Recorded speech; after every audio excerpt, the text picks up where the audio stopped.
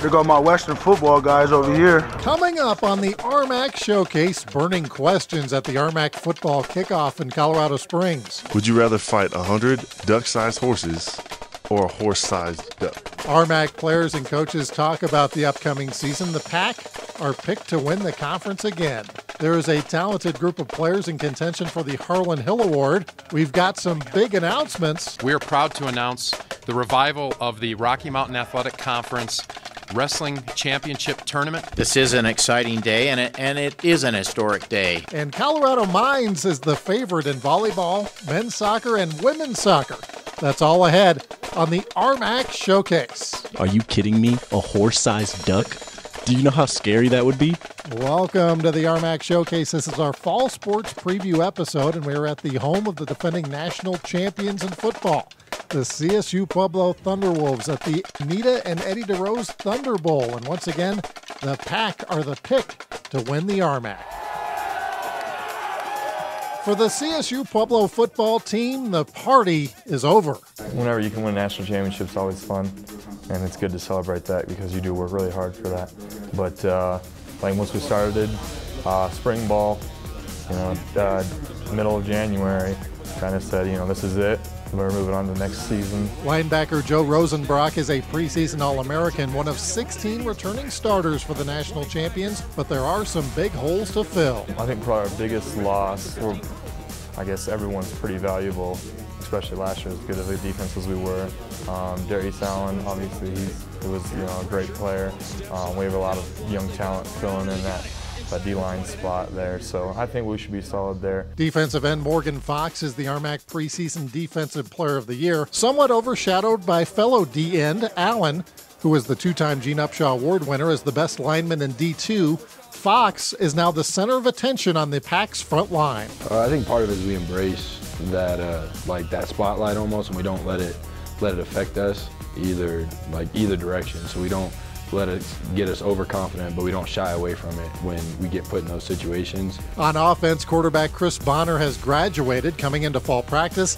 Coach John Riston opened up the competition with several players in the mix to be the starter. Whenever you don't have your quarterback settled going into camp, it always creates a little uneasy feeling. We got a plan, and we're going to have three guys compete for that, and Malcolm Rubin's in it, A.J. Thompson's in it, and then new guy that transferred in is Dustin Walton, that was from out of Raton, New Mexico, that is competing for this spot. And we're going to know after 2 weeks. I don't ask him to be Superman, I just need to be Clark Kent. Whomever the starting QB is, chances are they will be handing off plenty to Cameron McDonald. He is coming off a 2,000-yard season, just the second in RMAC history. McDonald does point out, however, those numbers don't carry over to this year. Improved from last year, so whatever I can do to make myself better, to contribute to the team, and kind of we're on a clean slate right here. We got to go out and play every game like it's that championship game now, because everybody's going to be giving us their best games. Mammoth offensive lineman Zach Martinez, who stands 6'6" and weighs just under 300 pounds, anchors the O-line that figures to be among the best in the league. This team can be as good as we want it to be. That's about as simple as I can put it for you. I mean, we got all the talent in the world, we got all the people, we just got to come together and we got to work for it. All-time leading Pack receiver Paul Browning graduated last year. The Thunderwolves do return last season's leading pass catcher in Kieran Duncan, who is taking on a new role this year. I think our senior leadership is going to be a big thing for us. We've always had seniors who's kind of carried the team and everything like that. But I think we have so much talent, so much depth at some of the positions like receiver when it comes to running back. So I mean, we're definitely going to have a lot of depth, and a lot of young guys are going to find themselves contributing in big roles this year. We'll have more about RMAC football during the course of this show. There were some very big announcements happening around the Rocky Mountain Athletic Conference this past month. This is an exciting day, and it is an historic day. Westminster College in Salt Lake City, Utah has been accepted into the NCAA Division II process. The Griffins have been a member of the NAIA. It takes a minimum of 3 years to become a full-fledged member of NCAA Division II.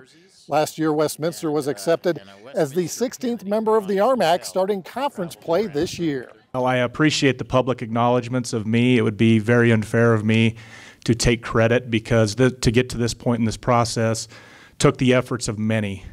For the first time in nearly 2 decades, there will be an RMAC-only conference wrestling championship. The RMAC is partnering with USA Wrestling for this event. As Connor Putman reports, this will be a very unique championship for the conference. We are proud to announce the revival of the Rocky Mountain Athletic Conference Wrestling Championship Tournament to be held here at the Olympic Training Center on Sunday, January 31st. RMAC Commissioner Chris Graham making a historic announcement. The RMAC Wrestling Tournament is back. To me, this is such a huge step in a positive light for wrestling and for the RMAC, and just to get our student athletes this experience, not only as a true RMAC champion, but also to have it here at the Olympic Training Center is, I think it's going to be really something special for our student athletes that other universities don't get. Our wrestlers are excited about it. I think it's great for Rocky Mountain Conference Wrestling, and particularly to have it here at the Olympic Training Center.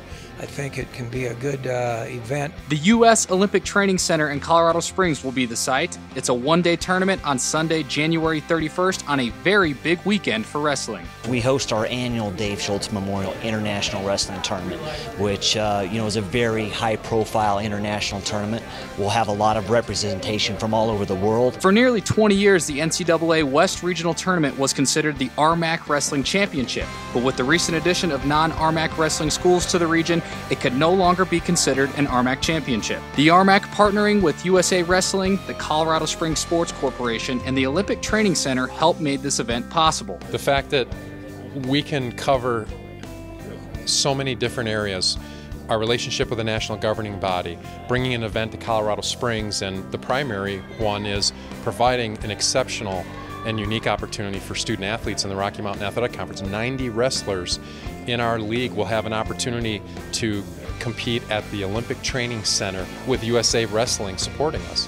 It's going to be an outstanding event. The RMAC first sponsored the sport of wrestling in 1922 with 13-team national championships since 1963. Wrestling is one of the most successful sports in conference history, and this championship gives wrestling a chance to shine in its own spotlight. It's nice to see people paying attention to wrestling and really taking us to the front. Reporting from the U.S. Olympic Training Center, Connor Putman for the RMAC Showcase.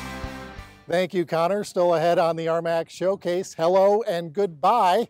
Coming up next, strike a pose. There are several legitimate candidates for the Harlan Hill Award this year. We'll be right back.